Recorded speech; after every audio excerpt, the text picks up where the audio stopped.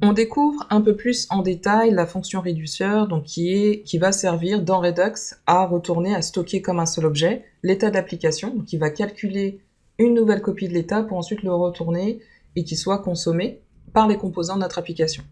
Et donc ça va reposer sur le principe de programmation fonctionnelle, c'est-à-dire qu'il s'agit d'une fonction pure qui va prendre en paramètre le state et l'action, donc il n'y aura pas d'autre interférence ou alors de sources de données extérieures qui pourraient créer des effets de bord. Ce sera toujours sur le principe, ce sera toujours fait de manière fonctionnelle, donc il va toujours retourner le même résultat, qui est un peu à l'inverse du fonctionnement d'une application de type React, qui lui est de type déclaratif. Donc la fonction du réduceur va être de calculer, pour ensuite permettre avec ce nouvel état de mettre à jour l'application React, qui lui fonctionne avec un paradigme différent qui est la programmation déclarative.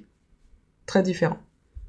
Donc voyons ici donc le schéma, donc le type de syntaxe, donc ce sera une fonction réduceur, qui peut s'appeler avec un autre nom. Donc ici, pour cette démo, on gardera le nom générique de réduceur qui prend en paramètre le state et l'action. Et donc cette fonction réduceur contient un switch case, puisqu'il pourra avoir à gérer plusieurs types d'actions qui vont être distribuées à partir de nos composants. Donc ici, avec le switch case, on pourra préciser le type de cette action. Donc si vous vous rappelez, une action, c'est un objet simple JavaScript qui va contenir obligatoirement une propriété qui sera un type, et accessoirement un payload qui va servir à fournir des données pour modifier l'état. Donc ici, le case, donc on pourra avoir plusieurs types, ce qui va permettre au réduceur de calculer, de réévaluer avec une nouvelle copie l'état de l'application pour ensuite le retourner, en repassant par le store, et renvoyer l'état modifié aux composants de l'application. Et donc on pourrait également avoir un objet qui contient un état initial de notre application. Donc c'est très fréquent, vous aurez donc des fois un état initial qui sera déjà fourni. Et donc ce que ça donne concrètement, donc en reprenant l'exemple du add to do, donc précédemment on a vu un exemple sur comment créer une action. On a vu l'action qui est add to do. Cet objet simple qui va décrire l'action qui est de rajouter un nouvel élément à une liste de to do par exemple. Donc cette action, elle est distribuée à partir de notre composant. Elle est donc envoyée via le store au réduceur, donc cette fonction qu'ici on a appelée todo. Vous remarquerez qu'on avait appelé génériquement notre réduceur réduceur. Ici, elle est nommée comme todo, puisqu'en fait, la fonction de ce réduceur est de renvoyer un état qui concerne une application todo. Donc logiquement, elle peut s'appeler todo. Donc il prend en paramètre l'état initial qui lui est représenté comme un tableau vide, et ensuite l'action. Donc l'action, ça représente l'action qui sera distribuée à partir de notre composant.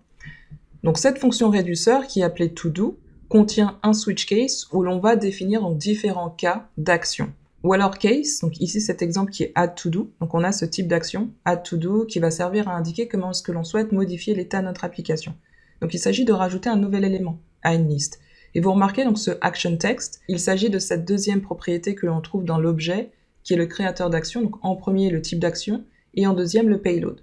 Donc ce qui se passe ici, c'est que l'on merge ce nouvel élément qui a été rajouté donc via cette action qui aura été distribuée au tableau qui était l'état initial. Donc vous avez l'état initial qui est state, donc ensuite avec cette méthode concat, ce que l'on fait c'est merger l'état initial qui est un tableau vide avec ce nouvel élément qui est action text. Donc désormais on aura un nouvel élément qui est le texte dans cette liste de to-do, dans ce tableau, ce qui va servir à indiquer donc au niveau interface que l'on a un nouvel élément dans notre liste de to-do. Voilà ce qui se passe. Donc la fonction du réduceur aura été donc de retourner un nouvel état de l'application suite à l'action de add to do. Et vous pourriez avoir plein d'autres de cases. Donc, par exemple, edit to do ou remove to do. Et pour chaque case, vous aurez une opération JavaScript qui va servir à modifier l'état, donc à créer un nouvel état plutôt, donc en insistant sur la notion d'immutabilité, pour ensuite renvoyer, informer nos composants que l'état est modifié et donc mettre à jour les composants. Donc voilà comment fonctionne la fonction réduceur qui est pour cet exemple très simple. Et donc c'est cette fonction réduceur qui sera ensuite passée en paramètre du store. Donc si vous vous rappelez, on a un seul et unique store qui va servir à contenir l'état et à nous fournir une seule source de vérité. Donc on regarde comment fonctionne le store dans la prochaine vidéo.